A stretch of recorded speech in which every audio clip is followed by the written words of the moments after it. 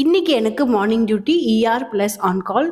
Night duty doctor ஒரு patient hand over கொடுத்தாங்க. அவங்க ஒரு 34 years old pregnant female. Morning 5லேருந்து டிசினஸ் அண்ட் பால்பிட்டேஷன் ப்ரெசென்ட் ஆயிருக்காங்க. இசிஜி பார்த்தப்போ SVT. She is already a known case of asthma. So adenosine injection கொடுக்க முடியாது. Verapamil injection ஒரு 5 mg கொடுத்துருக்காங்க. பிபி லோ ஆயிருக்கு.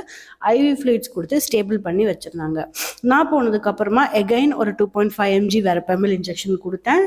பட் ரிவர்ட் ஆகவே இல்லை.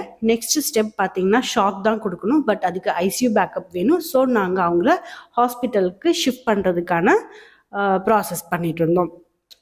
ஹாஸ்பிட்டலுக்கு இன்ஃபார்ம் பண்ணிவிட்டு நாங்கள் அவங்கள ஷிஃப்ட் பண்ண ஸ்டார்ட் பண்ணிட்டோம். அண்ட் அவங்கள நல்லபடியாக கொண்டு போய் ஷிஃப்ட் பண்ணி அந்த ஹாஸ்பிட்டலில் ஹேண்ட் ஓவர் கொடுத்துட்டு திரும்ப வந்ததுக்கு அப்புறமா தான் எனக்கு நிம்மதியாகவே இருந்துச்சு. பிகாஸ் அவங்க ஒரு ப்ரெக்னென்ட் ஃபீமேல்.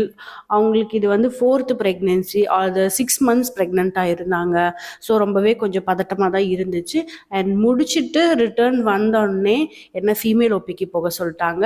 ஏன்னா ஃபீமேல் டாக்டர் அங்கே யாரும் இல்லை. ஸோ அங்கே போக சொல்லிட்டாங்க. ஸோ நான் ஃபீமேல் ஓபி பார்த்துட்டு இருந்தேன். ஒரு 1:20 ஓபி முடிஞ்சிருச்சு.